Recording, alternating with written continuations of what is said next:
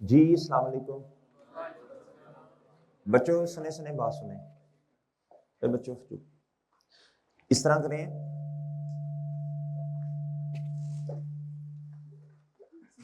जल्दी से question number 5 का फॉर्मेट बनाएं और जल्दी से स्टार्टिंग पॉइंट्स बना लें, जल्दी। अच्छा, क्वेश्चन नंबर 4 हो गया था आपसे? क्वेश्चन नंबर 4 में मसला, एक दफा बैंक ओवरड्राफ्ट दोबारा रिपीट कर दूं? जी, इधर देखें, इधर देखो, ये वाली ट्रांजैक्शन है पॉइंट नंबर 5 वाली, 6 वाली, sorry. Cash and bank balance के अंदर शामिल है बैंक ओवरड्राफ्ट। मुझे बताएं, कैश एंड बैंक बैलेंस तो एसेट, देखो ना एसेट, इसके अंदर ओवरड्राफ्ट शामिल कर दिया, नहीं होना चाहिए ना। कितने का? 30,000 का। यानी कहने का मतलब ये है, इधर देखें जी, कैश एंड बैंक, इधर अकाउंट आ रहा होगा ना, किधर आ रहा है? ये कहता है ये 150 के अंदर हमने ना ओवरड्राफ्ट भी शामिल कर दिया, नेट कर दिया। कितने का? तो ये कम हो गया ना बैलेंस, इधर 180 होना चाहिए था। कितना होना चाहिए था? 180। अब इसको 180 करने के लिए क्या करना पड़ेगा बच्चों? इसमें 30 रुपए एसेट में ऐड करेंगे और ओवरड्राफ्ट में क्या करेंगे बच्चों? लाइबिलिटीज में इधर इधर क्रेडिट साइड पे ये रिकॉर्ड करेंगे। डन, ठीक है। फिर उसके बाद ना पॉइंट नंबर ये, इधर आए बच्चों, एक तो ये एंट्री करेंगे। दूसरा, चेक कस्टमर से मिला, जाहिर सी बात है कस्टमर से जब चेक मिला तो बैंक बैलेंस बढ़ाया होगा, रिसीवेबल कम किया होगा, वो चेक हो गया डिसऑनर। क्या हो गया? अब एंट्री करनी थी प्यारे दोस्तों, क्या?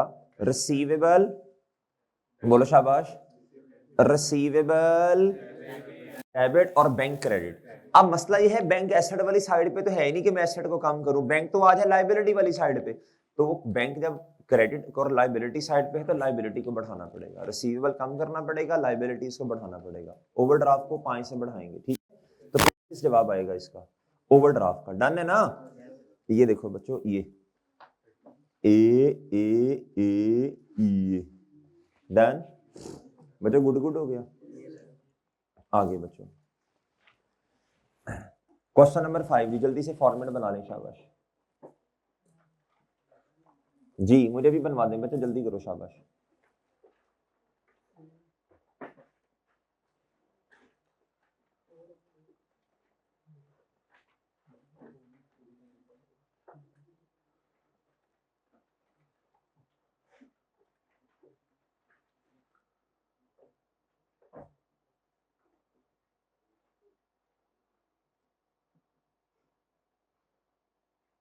जी बच्चों बताएं नहीं जल्दी, शाबाश। सेल्स आगे, कॉस्ट ऑफ सेल आगे, कॉस्ट ऑफ सेल और एडमिन, एडमिन आगे, आगे अदर इनकम आगे, गुड, डन, बस। आगे, आगे बच्चों पीपी आगे। अच्छा, अब पता क्या चला आपको कि कोई ऐसी अमाउंट भी आनी है जो कि एडवांस में दी है ना, प्री पेमेंट एंड अदर। आगे, आगे, आगे कैश एंड बैंक, गुड हो गया। एक ख्याल करना, जब दोनों इकट्ठे आते हैं तो ओवरड्राफ्ट वाला मसला हो सकता है। नेक्स्ट, आगे नेट प्रॉफिट छोड़ें, ड्राइंग बताएं बस जी। ट्रेड पेबल और क्या भाई मेरे? Accrual and other. चले, इसका मतलब है कोई एक्यूरेट एक्सपेंस भी होगा, है ना? ओ भाई ठीक है, और बच्चों ठीक हो गया।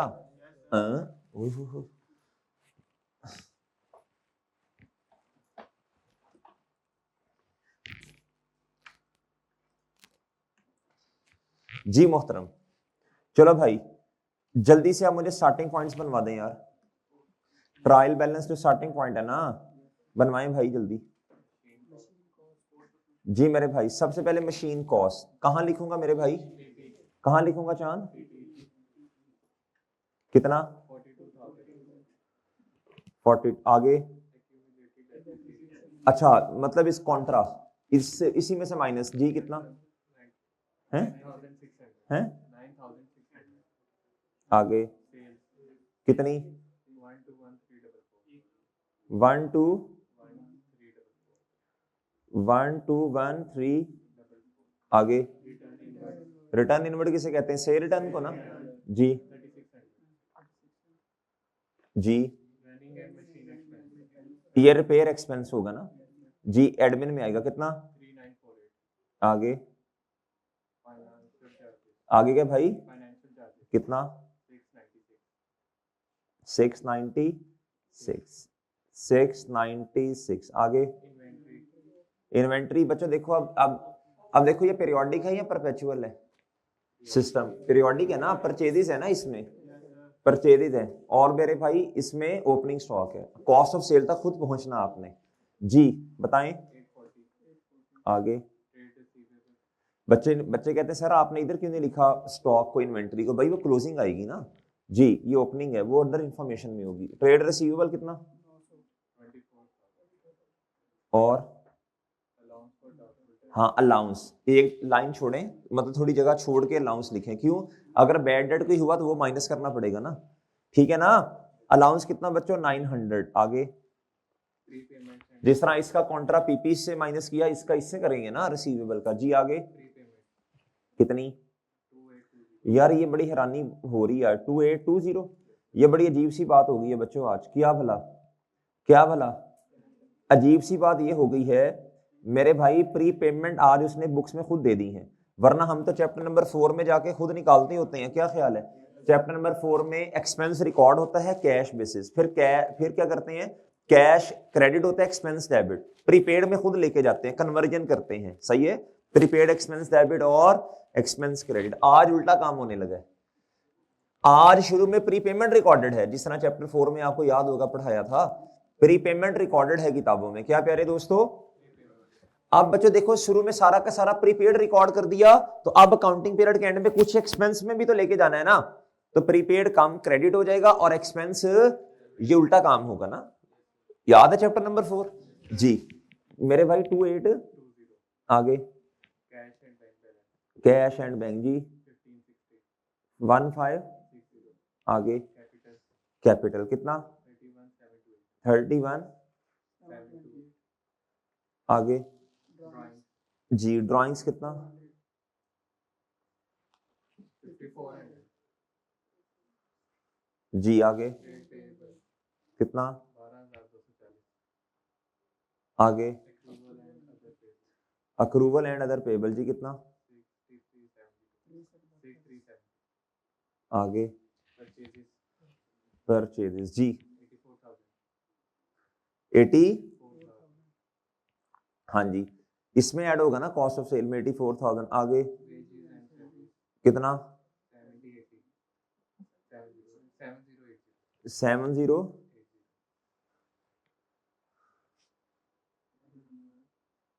आगे कैरेज इनवर्ड कहाँ आता है बच्चों? कैरेज इनवर्ड कहाँ आएगा? कॉस्ट ऑफ सेल में आएगा ना, opening stock plus purchases plus carriage in जी। हाँ जी जी कितना? आगे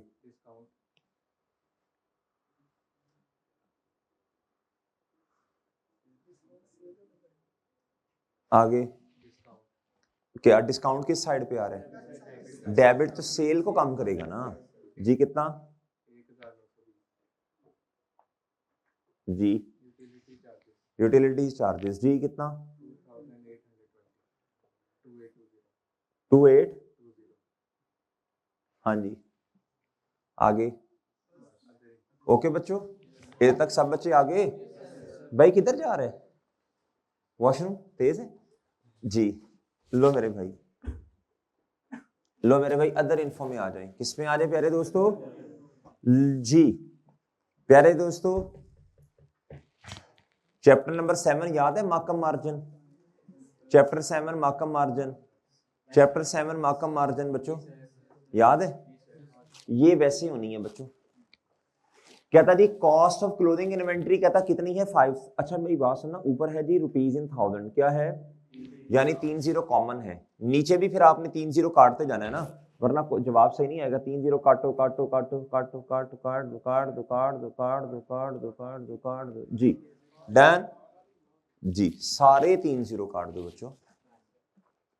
ठीक है बच्चों, आगे कहता जी कॉस्ट ऑफ क्लोथिंग इन्वेंट्री कितनी है प्यारे दोस्तों? 500। कितनी प्यारे दोस्तों? 500। Out of this 75% of the inventory was in, तो बच्चों फिर डैमेज कितनी है?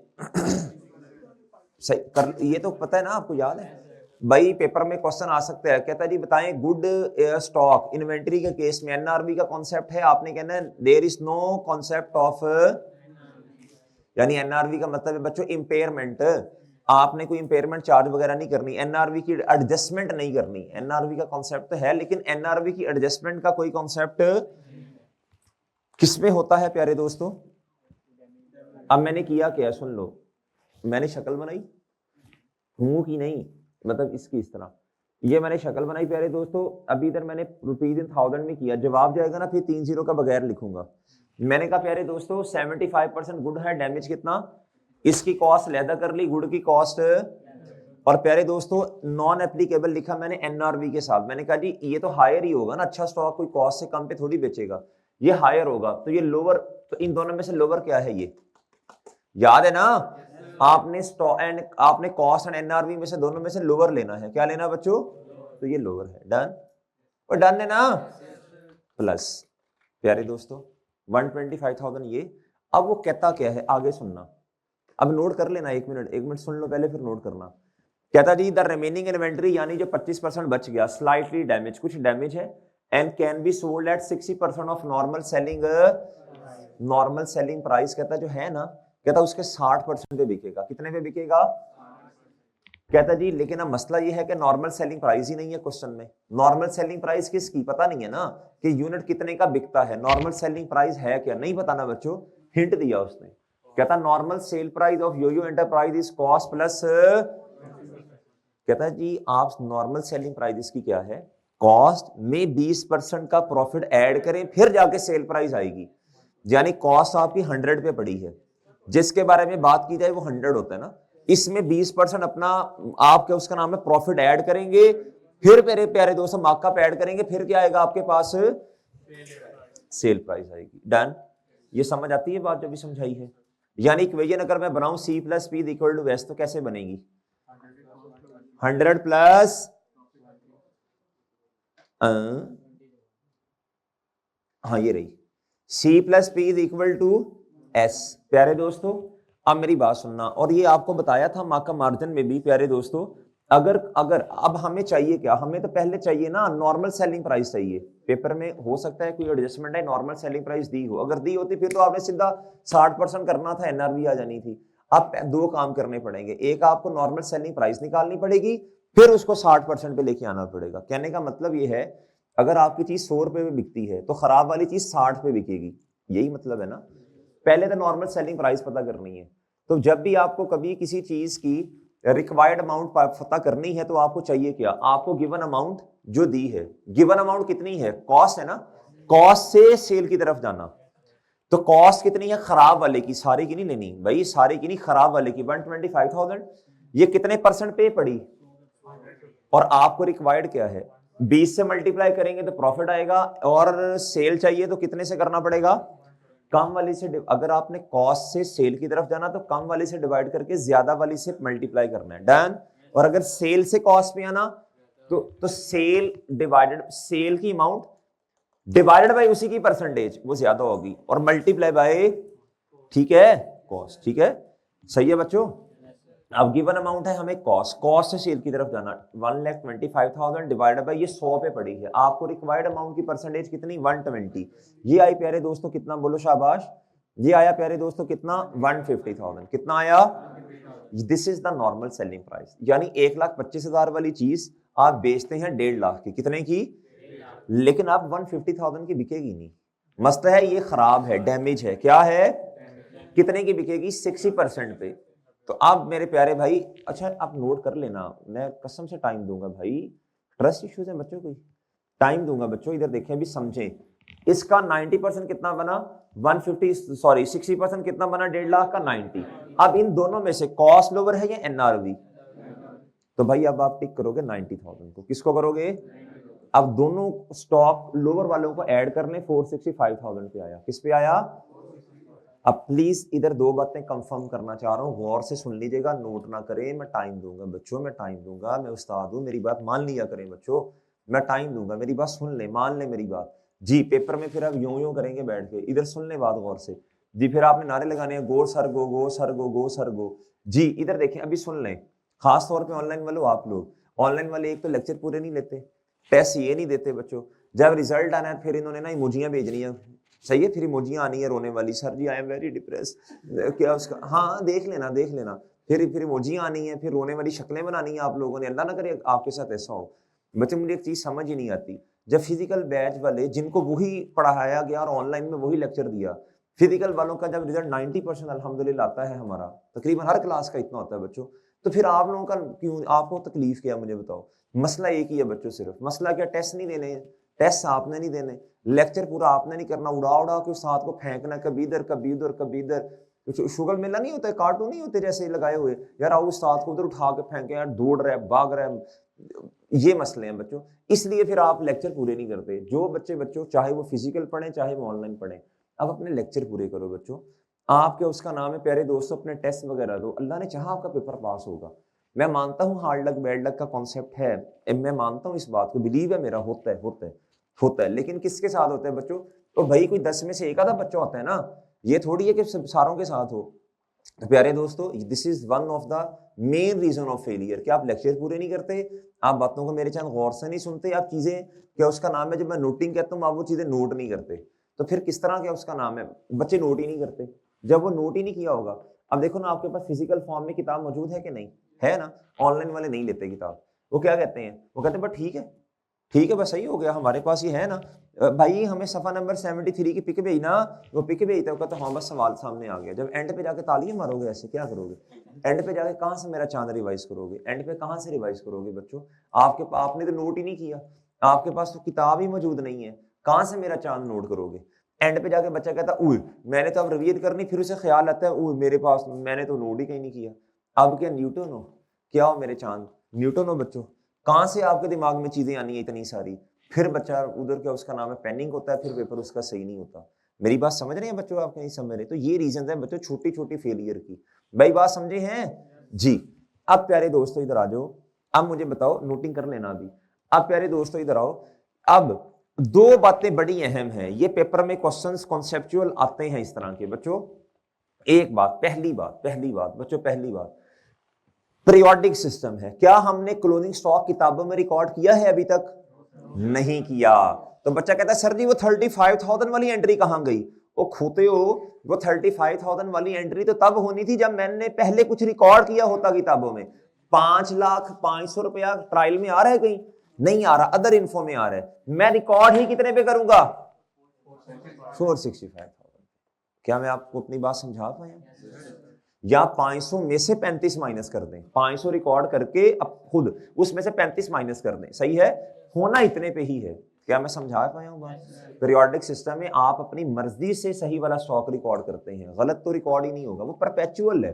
परपेचुअल में स्टॉक पहले से रिकॉर्डेड था, वो गलत था तो आपने उसकी एडजस्टमेंट कर दी, और सही है बच्चों, बात समझ आई है? और बात समझ आई है?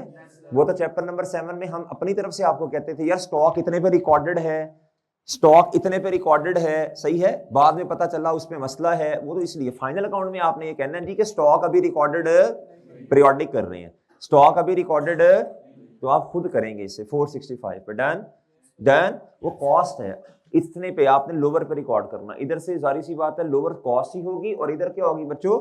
ये अगली बात सुन ले, अहम बात, अगली अहम बात, पेपर में क्वेश्चन आ सकता है, वो कहेगा डैमेज स्टॉक है, क्या है? जितने पे पहले सेल होना था अब उतनी अमाउंट इससे रिकवर, मान लिया, बिल्कुल नहीं होनी, मान लिया। डैमेज चीज को जारी सी बात है, कोई भी कस्टमर उतने पैसे देने को उसके तैयार नहीं होगा, वो किसी कहीं और से खरीद लेगा अगर वो फिर भी स्टिल महंगी हुई तो। बच्चों पेपर में लेकिन एक क्वेश्चन आएगा, कहेगा प्यारे दोस्तों पहले हमारा स्टॉक हम बेचते थे, मिसाल दे रहा हूं प्यारे दोस्तों 100 पे, कितने पे? हमारी कॉस्ट है जी 70, कितनी? कहता अब ना कंपेटिटर आ गया या चीज खराब होगी, अब हम 100 पे नहीं बेचेंगे, अब हम बेचेंगे 80 पे, कितने पे? स्टिल प्रॉफिट पे हैं, स्टिल किस पे हैं? तो हमेशा याद रखना डैमेज स्टॉक के केस में देयर इज अ पॉसिबिलिटी कि हमारा स्टॉक क्या हो जाए, कम आ जाए, क्या आ जाए बच्चों, राइट डाउन हो जाए। लेकिन क्या ये कंफर्म है बच्चों? जब भी क्या उसका नाम है बच्चों, इन्वेंट्री खराब होगी या कंपेटिटर आएगा, हमें हमेशा एनआरवी की एडजस्टमेंट करनी पड़ेगी? नहीं, एनआरवी की एडजस्टमेंट हमेशा डैमेज में भी नहीं होती बच्चों।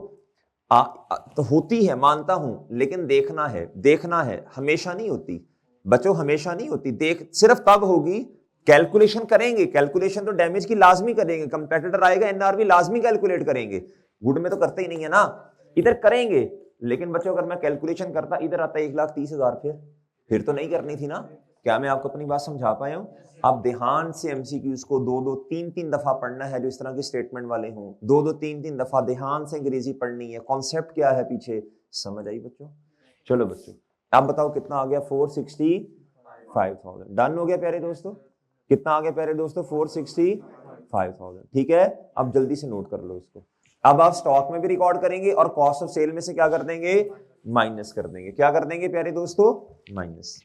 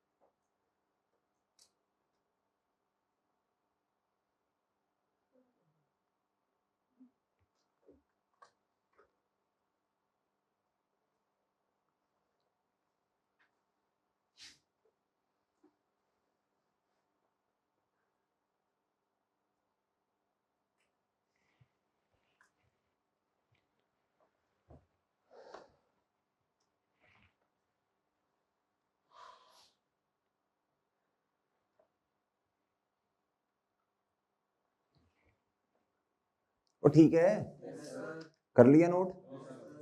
भाई ये कैमरा रोक दें वो। चलें जी, हो गया। इधर इधर देखें। अब प्यारे दोस्तों, एक मशवरा, आपने कभी भी प्रोविजन को पहले फाइंड नहीं करना, प्रोविजन एंड पे रखा करें। क्या किया करें प्यारे दोस्तों? प्रोविजन और डेप्रिसिएशन एंड पे, सही है। पहले चैप्टर नंबर 4 वाली एडजस्टमेंट, बैड डेट वाली एडजस्टमेंट कर लें, फिर उसके बाद क्या उसका नाम है, क्लोजिंग स्टॉक वाली भी आसान होती है नॉर्मली, मैक्सिमम यही मुश्किल हो सकता है बच्चों, ये मैक्सिमम मुश्किल है इसमें, ठीक है। फिर उसके बाद बच्चों प्रोविजन और डेप्रिसिएशन पे जाना है। अच्छा आगे सुने, ये पढ़े पॉइंट नंबर 4 पहले पढ़ लें जी। ये देखें, 3 बाद में पढ़ते हैं, 2 और 3। पेपर में आपने भी यही करना है, सान वाला काम पहले। जल्दी जल्दी बताएं बच्चों क्या कह रहे हैं।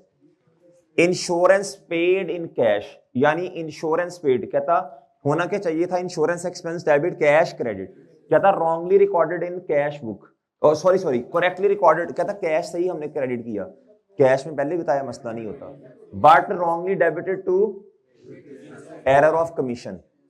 प्यारे दोस्तों, सैलरी में रिकॉर्ड कर दी है, सैलरीज को कम कर दें, क्रेडिट कर दें, और इंश्योरेंस को। लेकिन मजे की बात यह है, एडमिन में एक दफा प्लस एक दफा माइनस कर लेंगे इंशाल्लाह। कर लोगे प्यारे दोस्तों? लो भाई, मैं आपको सोल्यूशन से दिखा देता हूं बच्चों, सोल्यूशन से मैं दिखा देता हूं। नहीं तो चलो मुझे बता दो, मुझे बताओ। इधर देखो यार, देखो इधर भाई, मेरे पिछले वाले क्वेश्चन में इन्वेंट्री कितने की आ रही थी, तरफ बताना, 465 की। इधर से 465 माइनस कर देंगे आप, ठीक है? और ठीक है जी। आगे प्यारे दोस्तों, आगे। अब प्यारे दोस्तों, एडमिन में एक दफा प्लस करें 90 और एक दफा ये पिछले क्वेश्चन में भी आया था मेरे ख्याल 3 में शायद, एक दफा इनकम बढ़ाई थी एक दफा कम की थी ना, एरर ऑफ कमीशन, वो सेम कैटेगरी में आ रहा था इस तरह जी। वो ठीक है, ठीक है। अच्छा, बैड डेट रिटर्न ऑफ बता दें बच्चे 25,000, बताएं। सेलिंग एक्सपेंस बढ़ेगा, रिसीवेबल क्या हो जाएगा 25, सेलिंग एक्सपेंस बढ़ गया, रिसीवेबल क्या हो गया। अब मेरा आप लोगों से एक सवाल है बच्चों, कर लूं? क्वेश्चन ये है कि प्रोविजन जब आपने लगानी है तो वो किस अमाउंट पे लगाओगे 24। अच्छा, इसको ना साइड पे करके प्रोविजन को लिखना है आपने। आपको पता है ये प्रोविजन ओपनिंग वाली होगी नॉर्मली या गलत वाली होगी, क्लोजिंग वाली तो आपने खुद निकालनी है, वो नीचे दिया हुआ है उसने। बच्चों प्रोविजन 24,000 पे लगाओगे परसेंटेज या माइनस ये करोगे, याद है ना चैप्टर नंबर 5 वाली बातें। बच्चों प्रोविजन हमेशा डाउटफुल डेटर्स पे लगती है। ये टोटल है, ये माइनस आपने बैड कर दिया, गुड बताई नहीं है तो इसी पे लग जाएगी फिर। डन। अच्छा जी, अब बेशक आप प्रोविजन लगा दो, अब बेशक आप प्रोविजन लगा दो, अब बेशक प्रोविजन लगा दो, मसला नहीं है। प्यारे दोस्तों इधर देखो, ओपनिंग प्रोविजन कितनी है बताओ। ओपनिंग प्रोविजन 900 है ना भाई। ओपनिंग और क्लोजिंग का कंपैरिजन करते हैं फिर ही पता चलता है ना। मजीद एक्सपेंस बड़ा कम हुआ, 900 ओपनिंग है, कितना ओपनिंग है कहता जी क्लोजिंग बता दें। अब आपने क्या करना है, क्लोजिंग में 24,000 माइनस 25 करना है मेरे प्यारे भाइयों, वरना गलत होगा। फिर आपने 7% प्रोविजन लगानी है। डन। पहले बैड डेट की एडजस्टमेंट करनी है, फिर मेरे चांद कल को ऐसा भी हो सकता है सेल रिटर्न आ जाए, कहता सेल रिटर्न हमने रिकॉर्ड ही नहीं की, तो सेल रिटर्न से क्या होगा, सेल कम हो जाएंगी डेबिट, और प्यारे दोस्तों रिसीवेबल क्या हो जाएगा क्रेडिट। तो सही है, जब तक आपके पास डेटर का सही बैलेंस नहीं आ जाता प्रोविजन लगा जी। अब लगाएं कितनी आई 1687। तो प्यारे दोस्तों इसको फिर इंक्रीज करना पड़ेगा ना, ये इंक्रीज करेंगे तो ये है ना, इतना ऑलरेडी रिकॉर्डेड है, इतना मजीद आपके साल में क्या एंट्री होगी इसकी बच्चों, एक्सपेंस बढ़ेगा, रिसीवेबल फिर क्या हो जाएगा कम। ठीक है जी, एक्सपेंस कौन सा डाउटफुल, लेकिन मजे की बात है जाना इसने भी सेलिंग में ही है, क्या ख्याल है। लो मेरे भाई करना, नोट कर लो, जल्दी करो शाबाश जल्दी। पॉइंट्स में मसला नहीं, इधर मेरा ख्याल पॉइंट 2 आ रहा है ना, इग्नोर कर दें बस, वही आई के अपने भी इग्नोर ही किए होते हैं नॉर्मली। जी प्यारे भाई, ओए बच्चे गुड गुड है बच्चों, ठीक है, हेलो, और ठीक है बच्चों जी प्यारे भाई।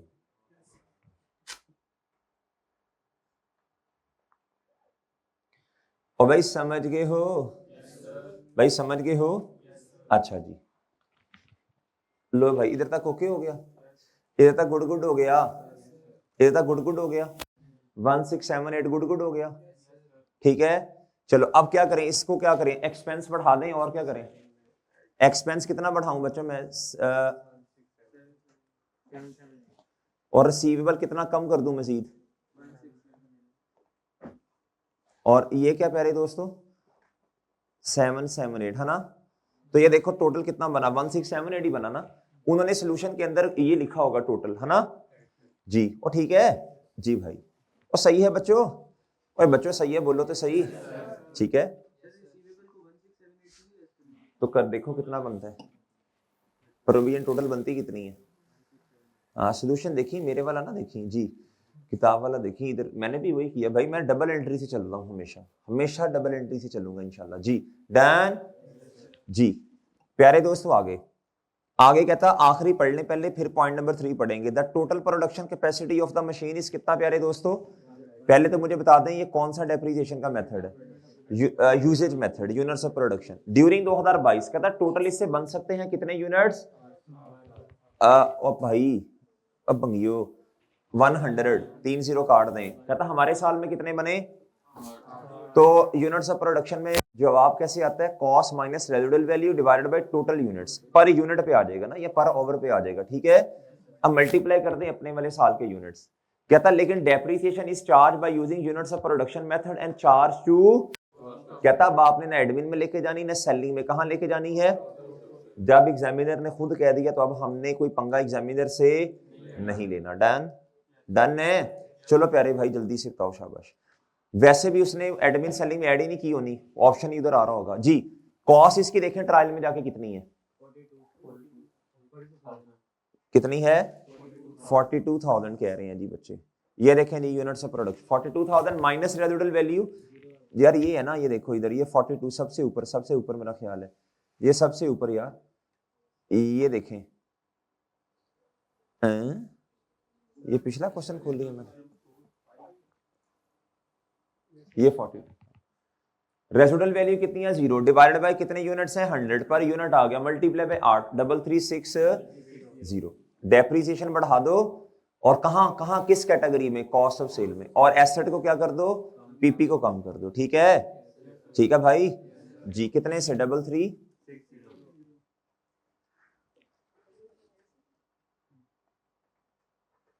ठीक है भाई, और ठीक है चन्न,